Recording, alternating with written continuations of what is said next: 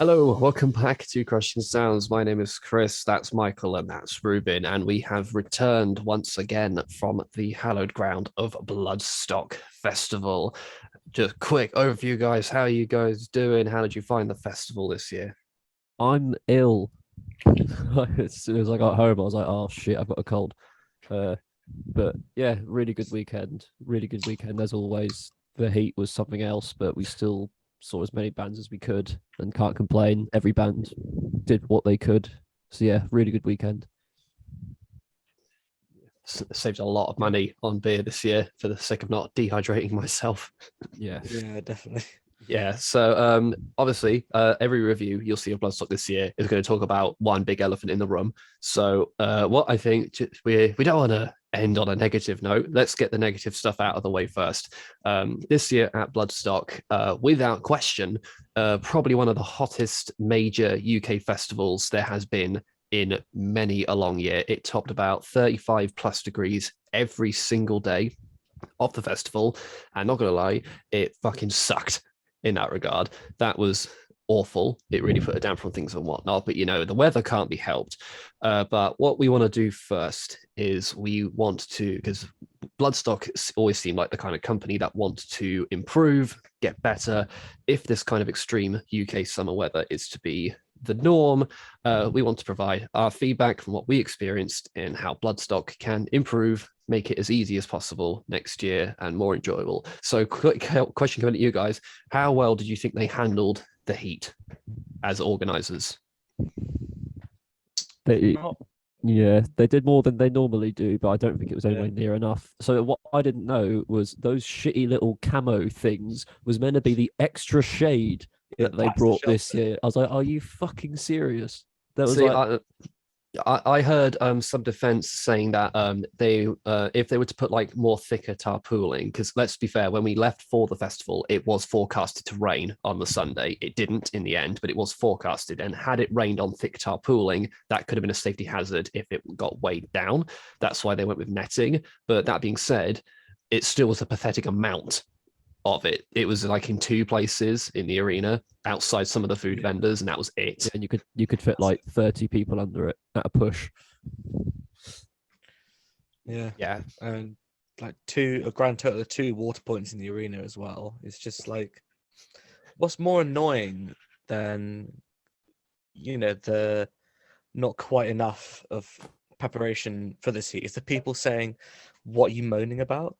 And it's like, I saw someone saying, "There's plenty of water points," and I had to reply, going, "Well, two water points in the arena, one of which broke, is not plenty.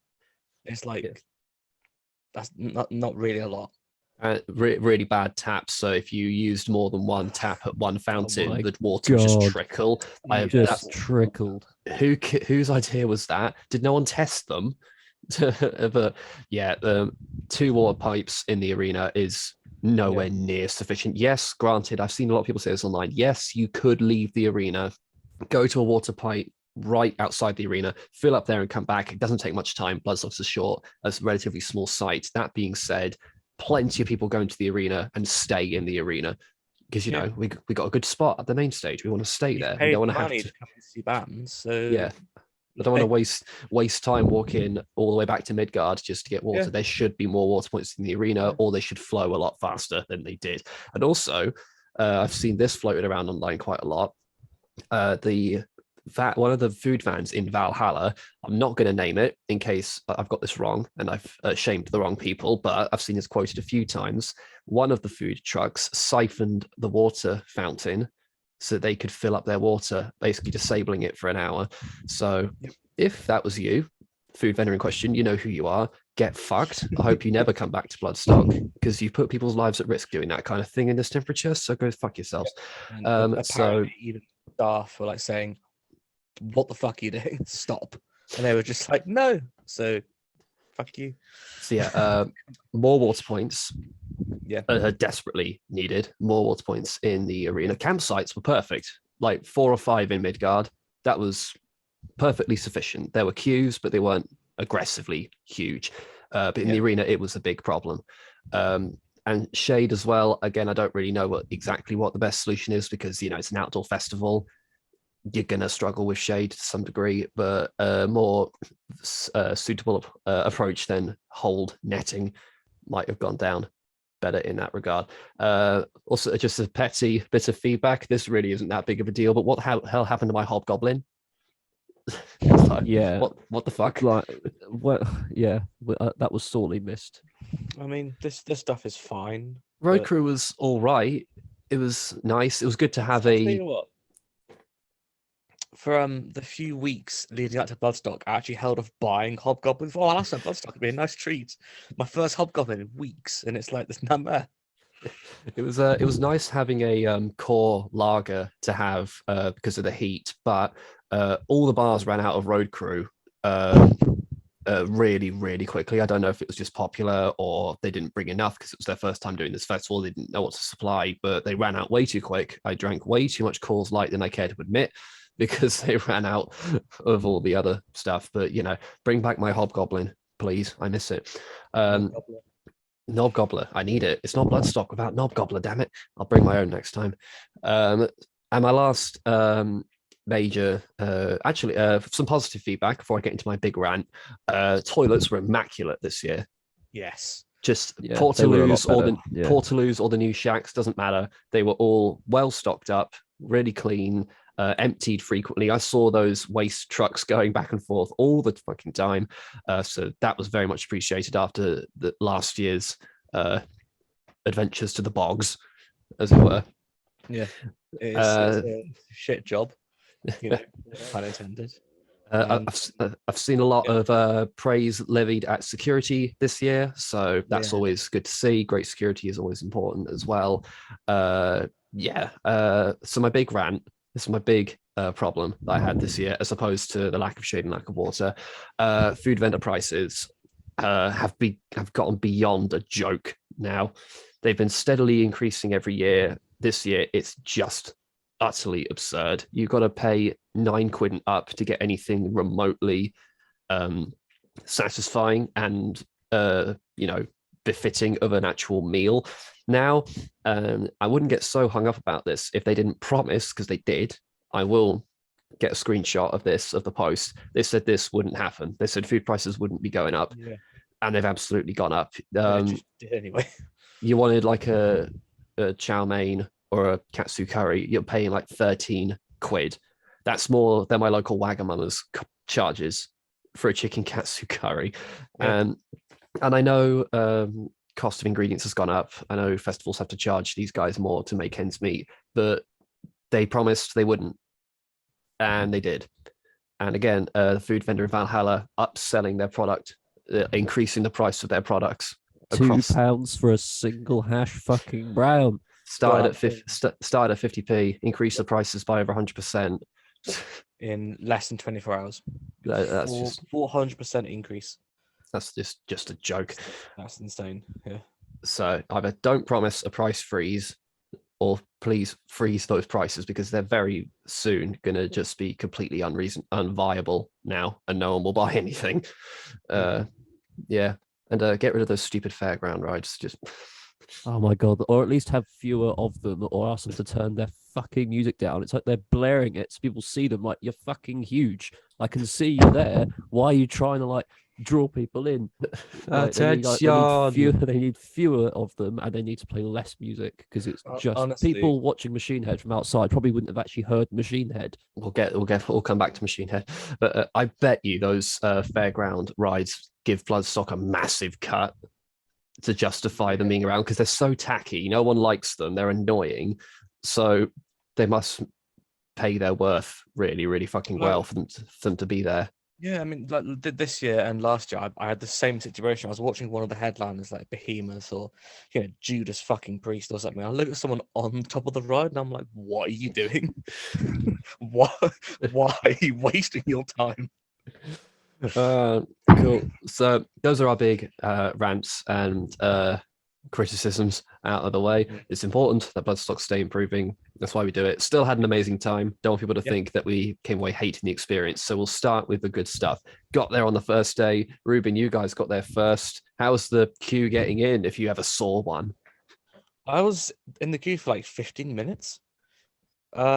yeah, security were pretty chill. I'm gonna use that word, I think, in a non-negative sense. They were quite relaxed, but it's all fine. Yeah, got in really nice and quick. Found a good camping spot. Um, yeah, weather was Yeah. pleasant. Yeah. No clouds in the sky. me and Mike queued longer to cross the road than we Mm. did to get through security. I think because the sun was just beating down. They thought we're going to get some people collapsing if we don't just get people in. Leave people to debate amongst themselves what the priority should have been there, searching people or getting them in. It's But good. yeah, It's good to like looking after people. yeah, for sure. Yeah. Right. So we're all set up. Things are all good to go. We've had a couple drinks, mostly water, and cool band start, of course, on the Thursday at Bloodstock. And first up, kicking off proceedings was the awesome basement torture killings. Absolutely. How many bears did they bring? Oh God, They must go for quite a few. it was a bear massacre, but it was a great band to start the weekend off. Yeah, theatrical, heavy, silly. What more could you want? Saw them walking around the campsite all weekend as well. I didn't pluck up the courage to say hello, but next time, Ruben was very excited for Thum. Yes, apart from being like a big Elder Scrolls kind of a Tamriel geek, I noticed the name straight away, and I'd noticed some of the backdrops had like the storm cloaks, bear insignia and stuff like that. I thought that was really cool. Yeah, super like Mastodon, Sleep, Gojira sort of vibes, like sludgies or stoner metal. That bass player had to be a devotee of Jean-Michel from Gojira. This is like, man, it's always good to see someone just really enjoy playing. Yeah, they were really good. I was a big fan. Yeah, I didn't catch Mother Vulture. I think I was doing something else. I don't know. But yeah. One of my highlights, though, of Thursday, one of the highlights of the whole proceedings really was Nano War of Steel. I don't know if I'd had several cores light by this point or what, but I was having a blast during Nano War of Steel. I was doing all the dance moves that they were showing us. I was in the circle pit for Val Hallelujah. I lost my voice for the entire weekend singing along to that. It was just so much fun. It was my one big power metal moment for this year's Bloodstock, and it was more than worth it. Met one of the singers in the tent afterwards. I'll put the picture up somewhere. He was a super nice guy.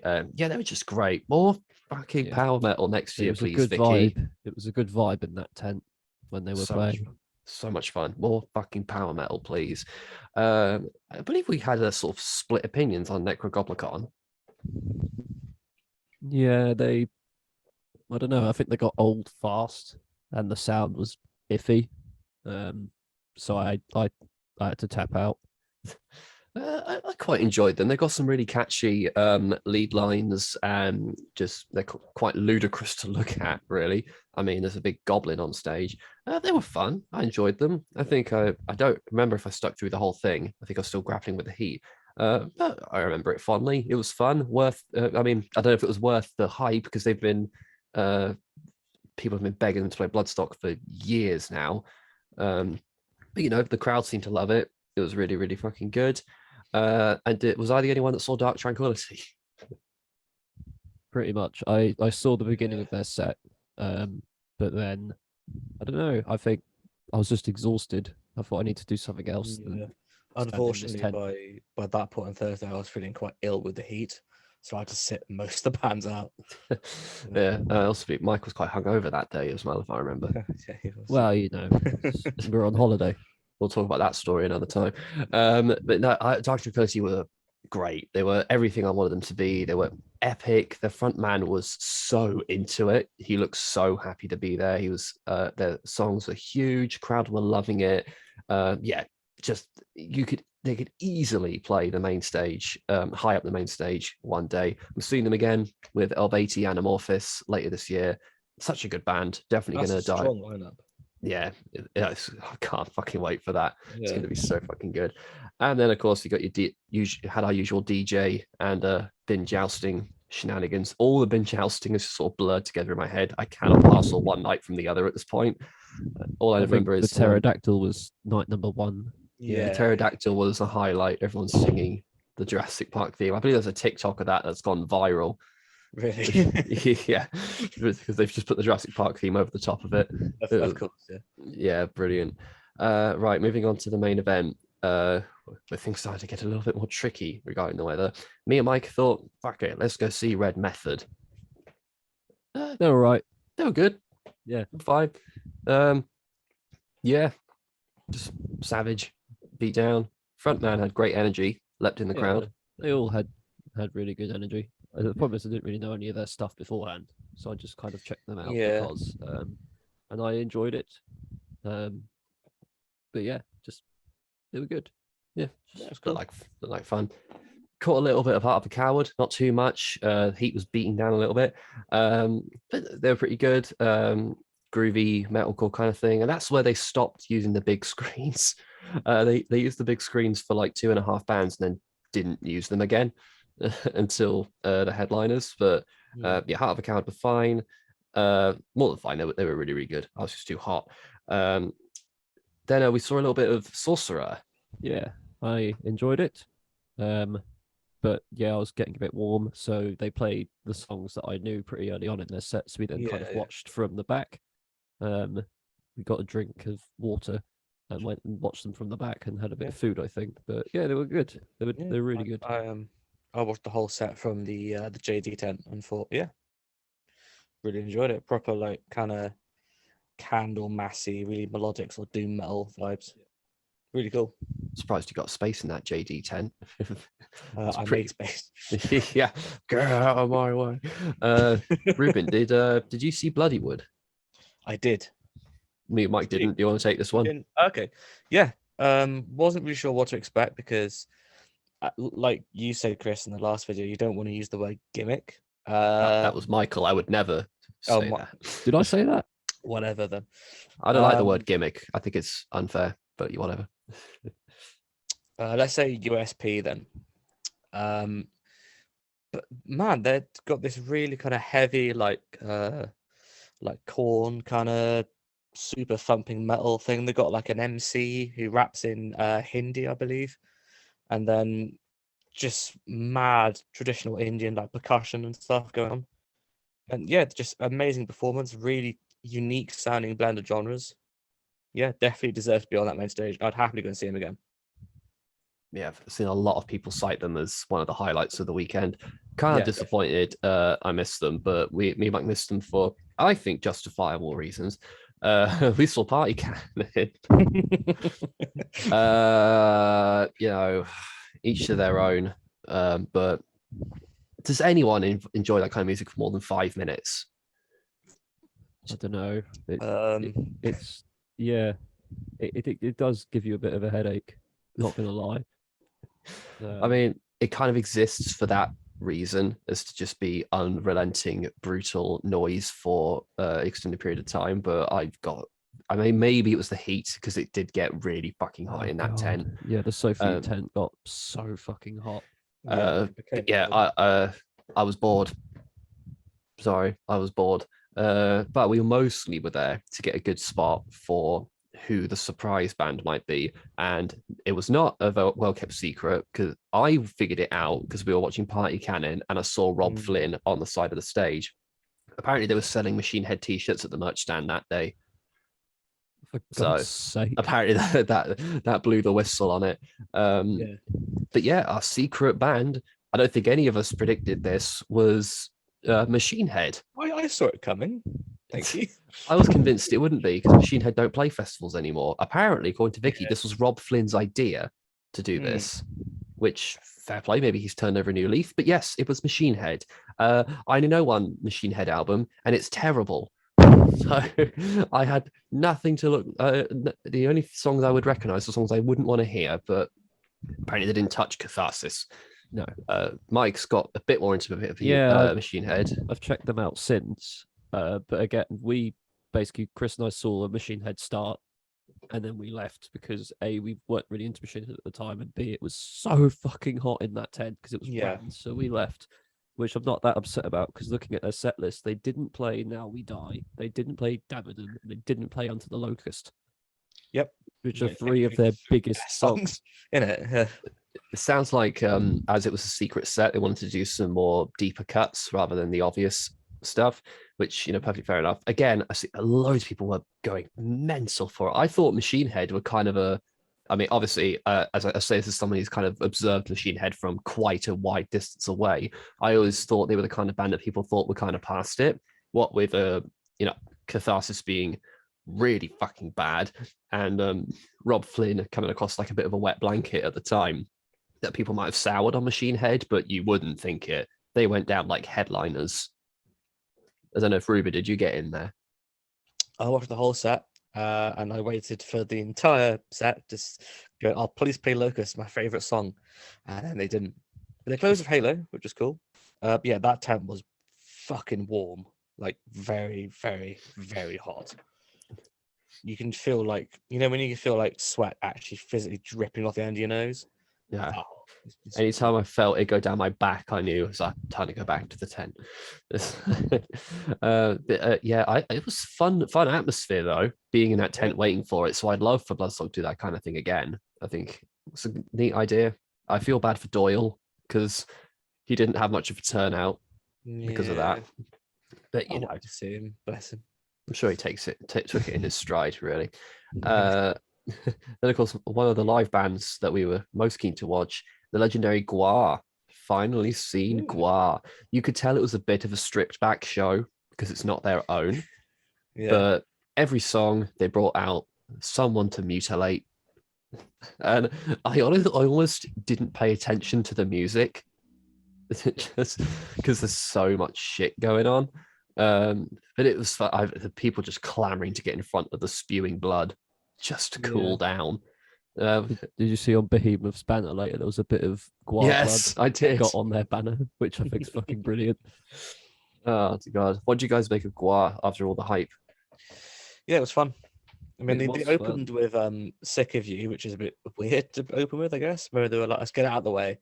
It's our most obvious hit. Let's just play it to attract people. Then we got them in. We can make our kind of questionable jokes. Yeah, they were good. They must have been quite warm in all that latex. Oh my Yeah. God. Like, I can't imagine that. So fair play to them. Yeah, I noticed that normally in songs, one or two members would go off for like half a song, and I bet that was just so they could just get cooled down, just so they didn't die. Some of their comedy, I think, at the risk of sounding very millennial here, I think hasn't aged quite well. There was some I know which bit you mean. there was a transgender joke that I think is a little bit not going to cause debates now. I'm just going to put that out there, like the Queen did. It wasn't that the joke wasn't like funny or anything. It's just sort of like, oh, okay, I can see why you've gone in that direction because you're almost like you don't quite understand what you're joking about. So it's like, maybe don't be as ignorant. Yeah, whatever. But you know, not cancelling Gwar here. Just saying. No, not at all. It's just a little bit. It did go a little bit like yeah when they did that. I think the whole crowd did, to be honest. But you know, Gwar get away with it. They don't give a fuck, and you know, more power to them, I guess. Exodus is when the heat hit me hard. I was sat down for most of Exodus, but still saw it. Gary Holt is one of the greatest guitarists who's ever lived. He's an absolute fucking machine. Unbelievable, that man. Yeah, for sure. They were amazing. Yeah. I don't know much Exodus outside Bonded by Blood. Was it an even spread of their catalogue? Yeah, I mean, they played like the obvious ones like Blacklist, Toxic Bolts, Piranha. I'm pretty sure they played as well. Blood in, blood out. I recognise that. Oh yeah, that one's cool. Yeah. That we didn't see I Hate God because we wanted to see half of Testament because it's fucking Testament. I'm very glad we stuck around as long as we did. because we got to see Practice What You Preach, Yes, which is one that's of the yeah, one of the greatest guitar solos of all time. that's probably my favorite Testament song as well. It's fucking Mm. awesome. Fair. Did they play something from Brotherhood of the Snake? Played Pale King, The Pale King, that's the one. They played that. That was great. I love that album so much. It's so good. and we finally got to see Dave Lombardo do his thing. That was Yeah, that's that was a another thing bucket as list for well. me to see Dave Lombardo live, and he's Dave fucking Lombardo. Finally, yeah. Speaking of I Hate God, though, apparently they've been a bit naughty because during their set they told people that they refused to pay the fee to have their merch at the merch stand. They would only sell it from the back of their van. They told the crowd, if you want our merch, you have to come and find us. We're selling out at the back of our van, because apparently you got to pay something like 20 quid deposit or some sort of percentage on merch that you sell. 20 grand. Hence why a lot of bands will sell more at festivals than at their shows, because they have to pay a deposit or a fee to have their merch there. So I Hate God were like, fuck that, we're going to sell it at the back of our van. I don't know if anyone actually took them up on that offer. I just think that's funny, and they probably won't be invited back for doing that. But you know, Fair enough. business decisions, each to their own. We left Testament early. Very glad we did, because Avatar were one of the best bands of the entire fucking weekend. Absolutely. Future headliners, I think, one day. They've got to be. Give it 4 or 5 years, get them to the same level as Ghost. They'll be headlining Bloodstock. Yeah. No doubt. They were so good. That tent was rammed. Johannes is an electric frontman. The whole band just go for it. The songs are catchy. The crowd were loving it. Couldn't fault it. It was perfect. They played all the songs, All which the things. which I liked. Paint Me Red, underrated classic. Yep. The Eagles landed. Yeah, Eagles Landed, Let Yeah. It Burn, Hail the Apocalypse, of course. I was worried at one point they weren't going to I play know. it because they usually end with Smells Like a Freak Show. So when you played that, I was like, oh no, they're not playing Hail the Apocalypse. And then I was like, yes. Oh, I love the solo Hail the Apocalypse. It's just It's the reverse, the reverse whammy. They're just perfect band. Absolutely. 10 out of 10 set. Absolutely brilliant. And then it was a mad dash for me and Mike to get We to the ran, sprinted, and we made it to the front of for me, the headliner I was most excited for. I'm sure Mike would agree. The mighty Behemoth headlining Bloodstock. It was it was everything. It was everything. Yeah. It was just epic. Everything about it. It sounded great when the singer woke up and turned his microphone Oh on. my god, yeah, that was something. But other than that, it sounded great. The show looked great. The effects were really cool. Yeah. Yep. Brilliant.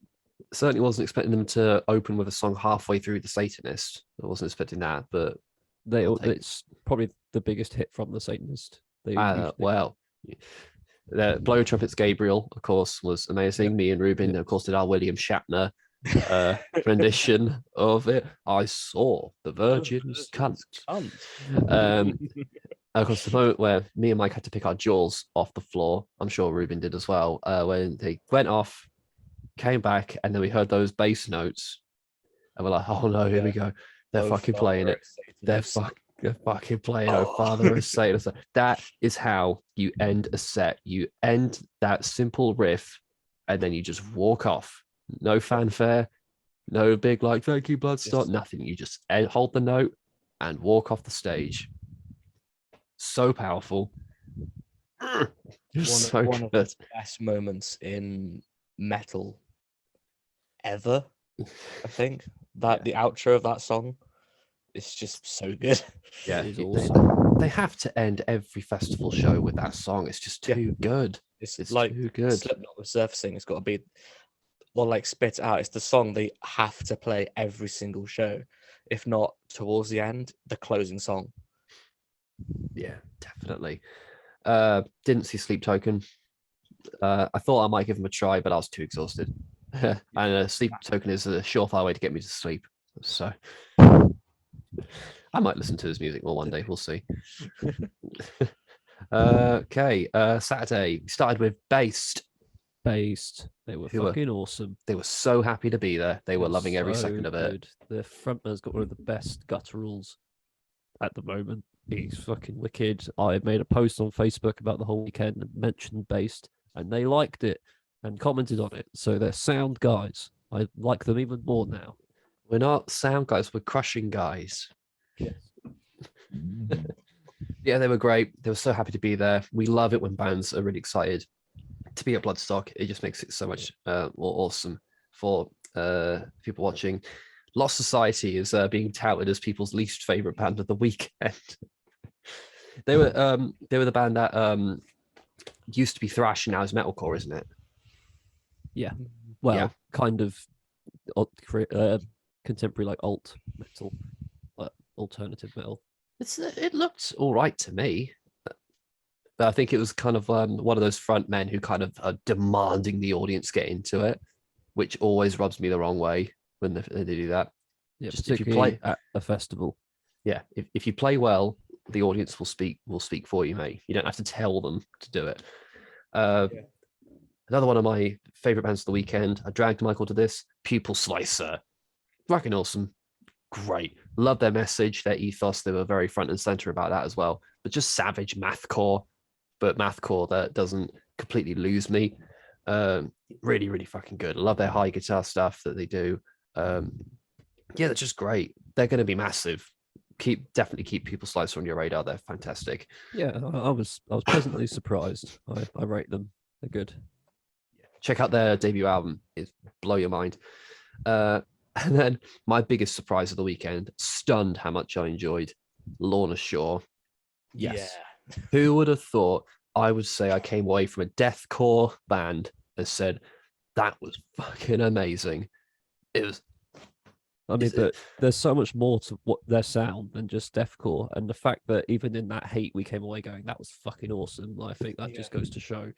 I was very tempted to get in that pit, but that probably would have killed me off. But yeah, stunning band. So they made deathcore sound huge, like it was in a stadium. Oh, loved it. Yeah, excellent set list as well. The opening, maybe unexpectedly, with just playing the EP and our return to nothingness in its entirety. Yeah, the whole I EP. was like, perfect. That's exactly what I wanted. I was a bit gutted they didn't play Immortal, but I didn't care because I was loving the whole thing.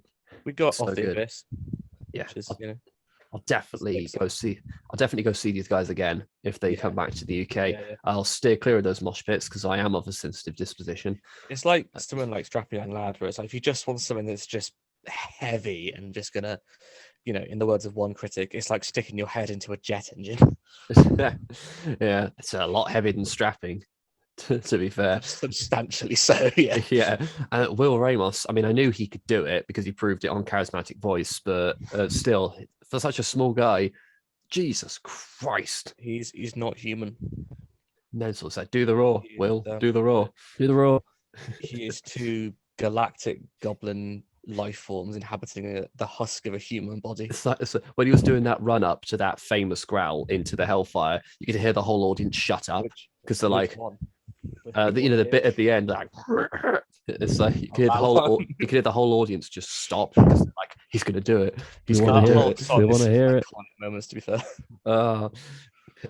Gutted Miss Silosis, but Couldn't Jesus do it. Christ, we needed to sit down. Yeah, We couldn't needed to do go it. recoup. We could hear them from our tent, which was nice. So I heard when they played in Imperial, so that was great. But yeah, I'm just too tired.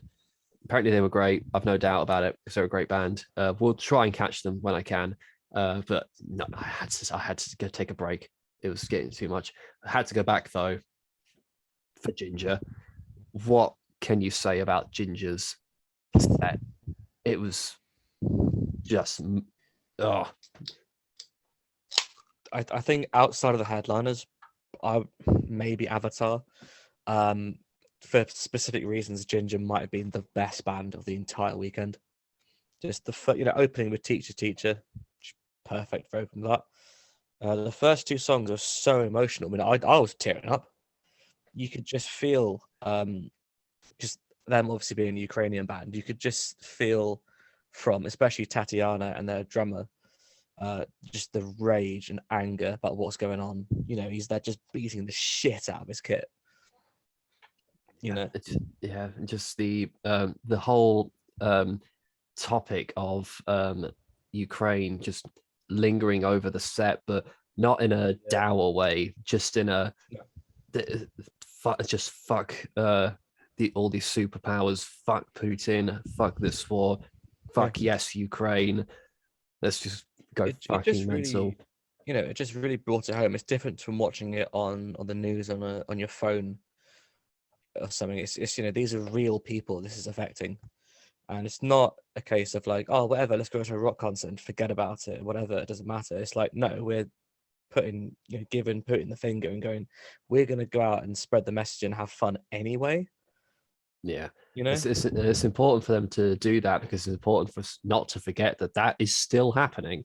It started in like what's January, February, and whatnot, and it's still going on. But the media headlines at the time were very quickly taken instead by Johnny Depp and Amber Heard, for fuck's sake. Even though all this shit was still happening and it's still being done to these Ukrainian people, and we need bands like Ginger to take people by the head, screaming at them, go, "It's still fucking happening. It's still going on. Still going." So yeah, Ukraine, fucking keep killing it over there because you're doing fucking amazing. Ginger was so good. One to remember. Never going to forget that. It was so good. Hell yeah. Yeah, definitely. It took an extended break. I'm going to quickly go grab a drink because I didn't see any bands for a while at this point. So bear with. The next band me and Mike saw, I don't know about Ruben, jump in if you were before this, but we saw Tribe of Ghosts on the New Blood. They were great. I was so excited for these guys. 2 songs on Spotify. Of course, they played them both. They were both fantastic. Loads of new stuff as well that I'd not heard. I love the juggle between the 2 vocals. They worked so well together. There was a song, I forget which one it is. It's the one that sings about drowning in my deathbed, that one. They're like, she would sing a bit and then he would sing a bit. It's the same melody, but different words, slightly different rhythm. And then they both come in and do their bits together. So you've already latched onto both, so you know what they're both doing. Really clever. Loved it. They've been liking our stuff, commenting on our stuff. So hi, guys. If you're watching this, thanks so much for supporting the channel. We'll definitely check you guys out going forward. Let me know when you've got a full length or EP coming out. Definitely give it a look on the channel. Yeah, my New Blood band of the weekend, easily. It was so good. Yeah. Anything to add, Ruben? Well, I didn't see them, so. Anything before then? I think I saw Ginger. They went back to camp just to sort of not die. Fair enough. Yeah. Did you guys see Dimmu Borgir? A little bit of it. A little bit. After Tribe of Ghosts finished, we went to see Dimmu Borgir, and as we arrived, they played the song I Like by them. So we watched that and then left. Apparently, they were very good. Yes, I was at the front for the whole set, and they were. It's controversial, but I think I prefer them to Behemoth. Oh fucking wow! Did they play "O Father, O Satan, O Son" though, Ruben? Well, no. Did they? Did they play "O Fire and Void"? Did like they? I'll go and see like fucking Idols or something, and I'll be like, "Oh, did they play "O Father, O Satan, O Son" though? Did they play "Or Pro Nobis Lucifer"? Every time you see a band that was great, I'll be like, "But did they play "O Father, O Satan, O Son"?" Then we saw Ferocious Dog. Yes, they were the best. They were wicked. They were so good. I loved every second of that. They played the first so gone. They played like the first 3 or 4 tracks off the newest album, which I've heard back to back so many times. I was loving every second of it. It wasn't a mosh pit; it was a dance pit. We're like swinging each other by the arms. Loved it. Bloodstock needs more bands like this, just to break up. What I was going to say, just to break up the extreme metal, just every now and then. It's not metal, but on the Thursday, because I think that would work perfectly on the Thursday. Yeah, but they got a longer set this way, so you know. That's true. And the crowd were loving it. Yeah, absolutely. Like I was worried that it could go either way. The crowd might just not get it, or they'll go absolutely ballistic for it. And luckily, it was the latter. The crowd loved it. I loved it. The band were clearly loving it because they probably were quite nervous coming out in front of Bloodstock. It was great. Sometimes it's just nice to listen to something that isn't stupidly heavy and just Yeah. take a breather and just listen to something real feel good. Yeah, Yeah, yeah, you say feel good. Their songs are quite dark. True, that is true. but in a But yeah. positive way. Yeah, dark in a positive way. Dark in a But positive way. That's my debut album, right that's there. that's the new Behemoth album right there. Yeah, love Roach Stock. I'd love to see them come back. I think that'd be great. Bring them out for Thursday headliner, maybe. It'd be so fucking Yeah, good. definitely do that. I knew very little Mercyful Fate before going to this festival, and they were so good. They were brilliant. I was having the time of my life. It was Just yeah, absolutely incredible. Every bit of my body that loves stuff like Iron Maiden and like early Aussie and Pentagram and bands like that. To me, yes, proper dad metal. Yeah. This was our, stand at the back with some beers and just take it all in. And their set felt like 30 minutes. it was- really did. It was so, so good. Mind blown. Their frontman, King Diamond, obviously very well known and well respected, just absolutely demolished his set. The actual set itself, the physical set on the stage, was just looked awesome. Like all the costumes and everything was just so good. It's everything I love about metal in one set. It was just a spectacle from start to Yeah. finish. Incredible vocal prowess. He sounds better than Rob Halford does now. Yeah, probably. Probably. Yeah. Yeah, Rob, not to jump the gun, but they have knocked it out of the park with headliners this year. But we'll come back to that. Cool. So final day, me and Mike were like, "Fuck it, let's go see Vended." But I just remembered there was a lineup shake-up. So Scarlet Riot, who was on the Sophie stage originally, who I did also want to see, opened the main stage on Sunday, and they were good. They were fun, really good. Sing along, chanty. Yeah, they were good. Liked them. Yes. They were quite fun. And then Vended were a little bit later. I believe they followed them. So yeah, this was nepotism the band is what I call them, which is a bit unfair. Let's be honest, but it is and it isn't. it is. They can't help who they're related to, but let's be fair. That's what people were intrigued about. Yeah. Is this, this is Corey and Sean's son's band? What are they like? And as much as they probably would hate me to say it, they do sound a lot like Slipknot. Yeah. Yes. Yep.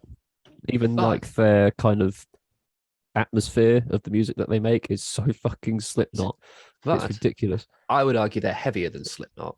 Yeah, they are heavier than Slipknot, but it's like, it's almost like it's tonally or something. It's something about their sound, not necessarily the notes, which are heavier than Slipknot. There's something about their tone and their vibe, which is very Slipknot. Are you sure that's not just something you're adding in the back of your head? It could be. Yeah. Well, it could be, but unfortunately, that's, the price they have to pay given who they are. There was one song where you and me were literally singing Eyeless over the top of it because it sounded so much like Eyeless. It was like that kind of beat. But to be fair, Griffin's a good front man. Yeah, he is. He's cool.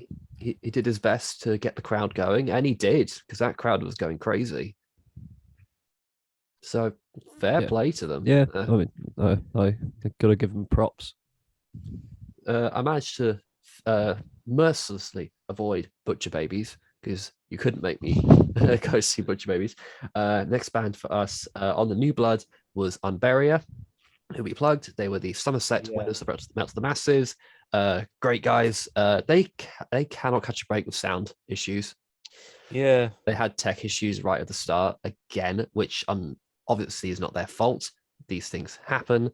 But when it got going, just great technical death metal. Yeah, my God, this is just such a cool band that all their songs are really kind of, despite being really technical, really like catchy as well. I recognized Structured Genocide the second he started that riff. I was like, Yeah. yeah, That's a great song. proper. It's an awesome song. Proper headbanger. Yeah. So Umberia, if you're looking for a new sort of like really technically proficient not technical death metal, but it's very technically proficient death metal. Yeah. Keep Unburia on your radar. Hopefully they got new music coming out in the not too distant future. They're Yeah. really, really fucking solid. I didn't see Venom Inc. I'll let you guys take over that one. Yeah, me and Mike saw them. They're Yeah. performing the album Black Metal in its entirety, which is, it's a cool timeless record. Is And yeah, they nailed it. yeah, they had some tech issues as well. The singer's microphone, he kept asking his stage tech to tape it because he did the whole Lemmy thing and it would just like shift, and he was getting visibly very irate with it. And then like later in the set, I think his bass started playing up like on the final song, so we had to go off and try and fix that. But other than that, and the guitarist broke a string as well. No. 'Cause that So never happens. they were very good. And it was a great album, so I was very happy to have caught that. Apparently they're the better Venom, I've heard. Well, yeah, How does he sing compared to Kronos? he sings better than Kronos now. But yeah, I think actually does it. He does his own thing with it. It's still very like barking the lyrics, but he sounds different, which is nice. Nice. So instead of Venom Inc., I saw Harriet, who I have, like People Slicer, banged on about on this channel quite a lot.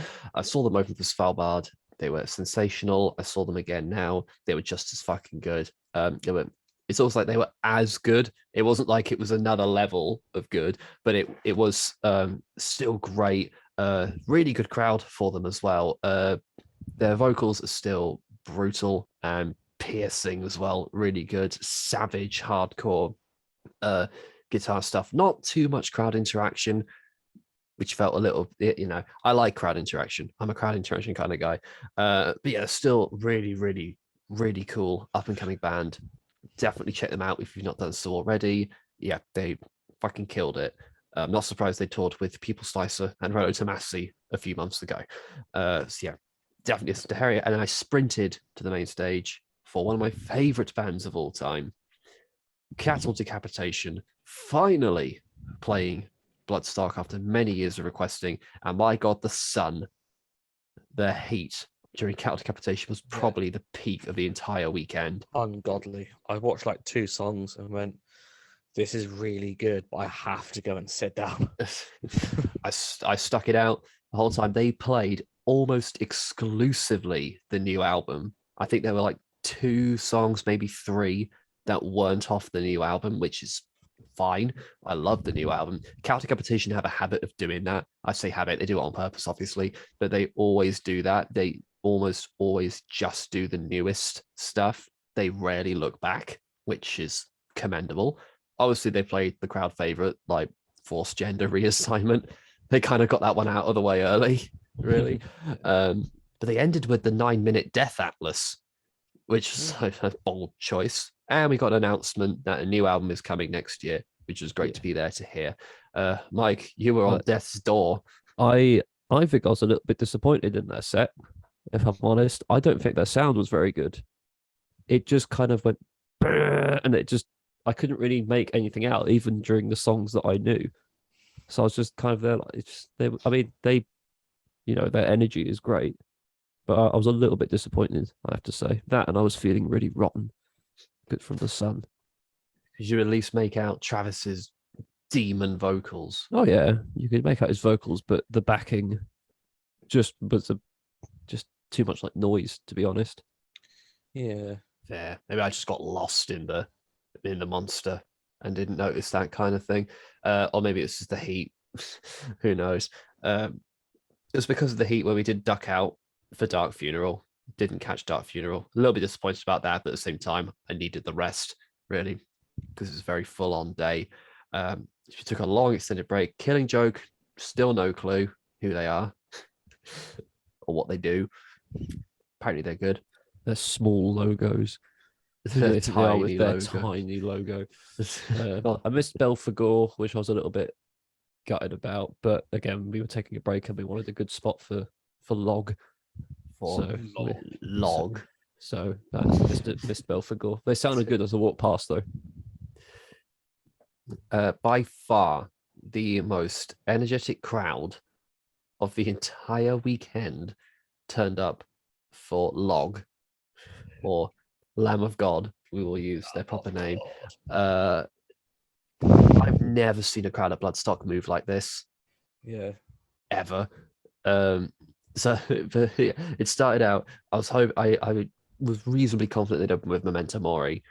I was praying for it, and they fucking did. It's just Randy. It was a sheet. It's a silhouette of Randy doing the opening of Memento Mori, and then that wake up curtain comes down, and then we're in. Crowd doesn't stop for the whole 90 minutes. It was like in a 90-minute mosh pit. It was ridiculous.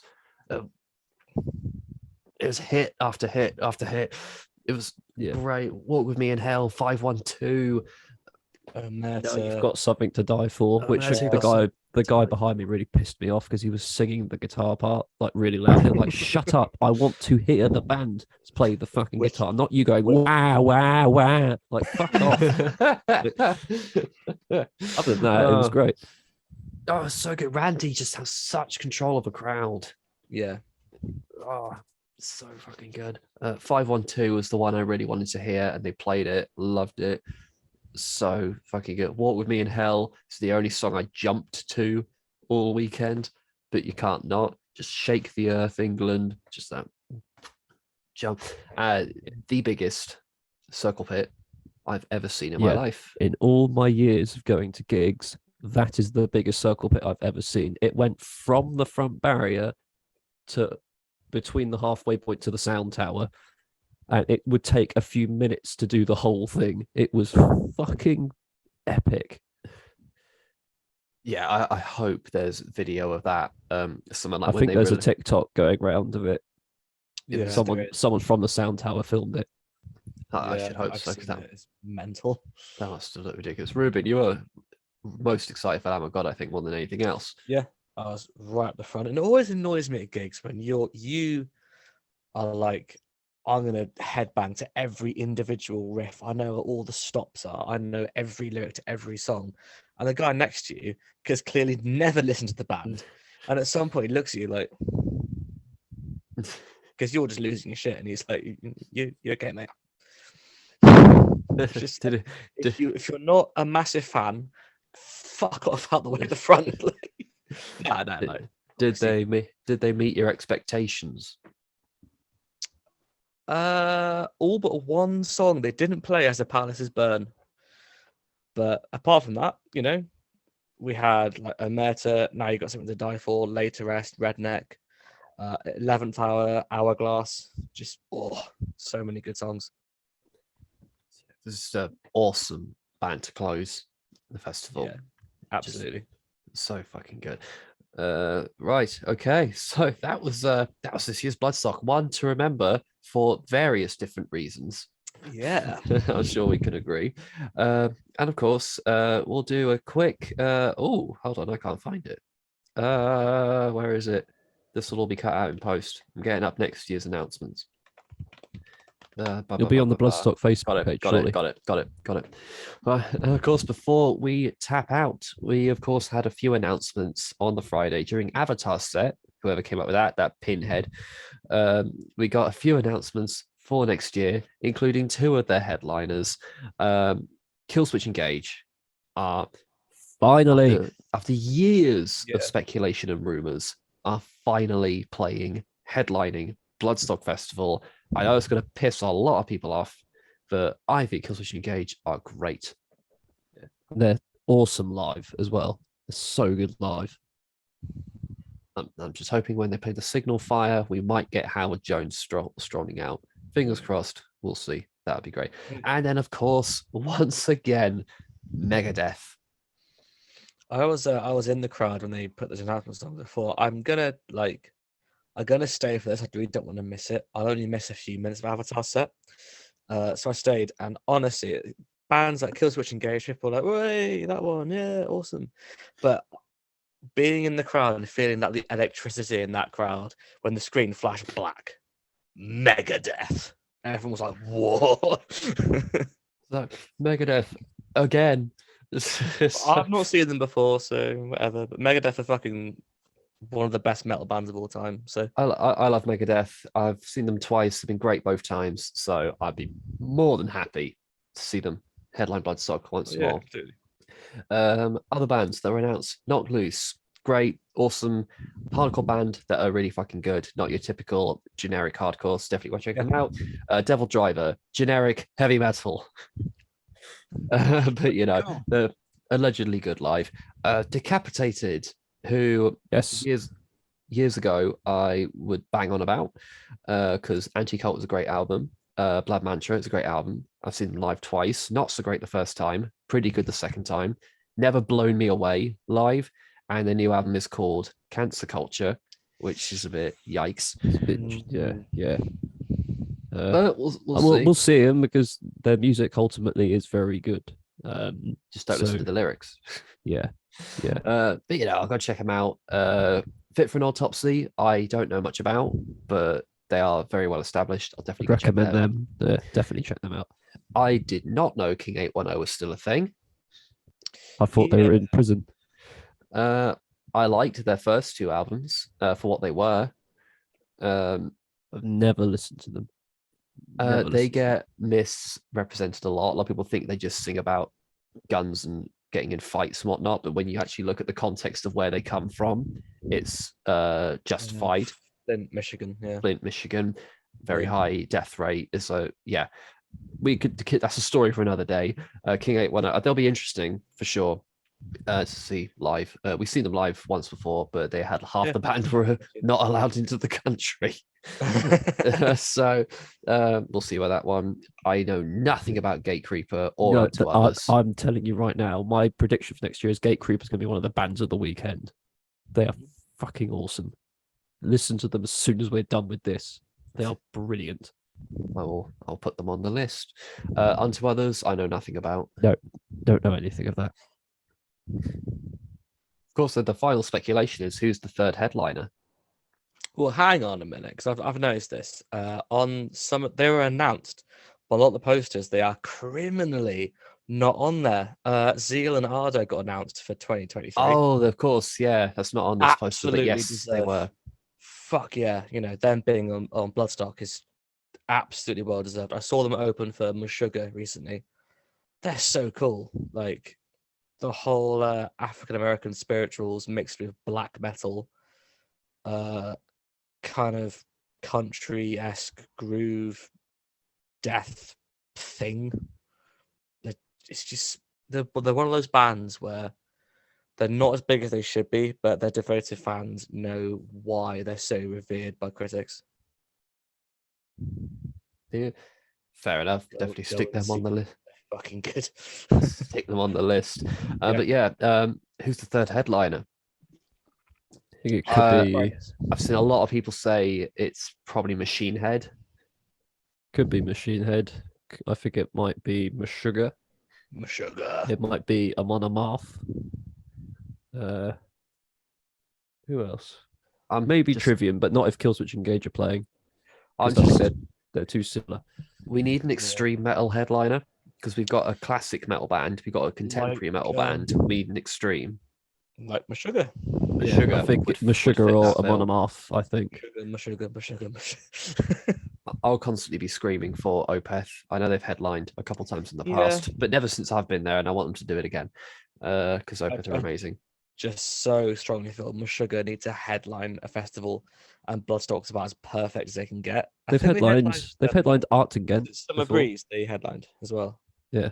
Yeah, that show is all on YouTube and it's unbelievable. I've seen them twice. Just they are extreme and technical, but they've got enough kind of pull, I think, to be a headline of Bloodstock. They have enough people that headbang. Yeah. in Oh bands. yeah. Absolutely. And what a live show with those lights and everything. Just they need to headline, if not 2023, at some point before 2030. Please. 2030. I'll be an old man by then. Such a good band. Oh, great. So with that, we're counting down the days, of course, for Alright. the next Bloodstock festival. Fuck the heat, fuck the sun. Hopefully next year is a little bit easier on that front, but no matter the hurdles or trials that will be we will, well, as much as the best of our abilities, we will of course be back at Bloodstock for 2023. I've been Chris. That's been Michael. That is Ruben. I don't know if I pointed at the right ones there. You did Thanks for- actually on my screen. You did. Thanks for joining me again, lads. It's been a hoot. See you all in the next video. See you next year.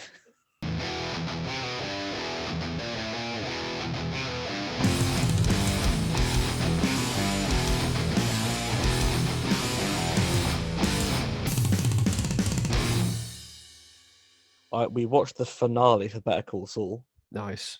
I Do have you- still haven't watched not 1 second of it. It's worth watching. I won't spoil the ending if you don't want it to be spoiled for you. But it's No, I probably will watch it. yeah, it concerns events that take place after Breaking Bad. So it's like Right. I won't go. Is it was after El? good. Is it after El Camino? I've not watched that yet either. Yes. The last 3 episodes are like it's mainly a prequel to Breaking Bad and sets Yeah. up stuff like how he became Saul Goodman, how Gus builds the super lab, how Mike becomes a fixer, that sort of thing. You see how Hector ends up in the wheelchair as well, which is really fucked. Right. But then the last 3 episodes, which are all shot in black and white, which is really cool, concerns Saul's life after he's changed identity and moved to Nebraska. Right. Yeah. It's really cool. Yeah. Okay, I'm back. I saw the first episode of She-Hulk today. Oh Is it yeah. shit?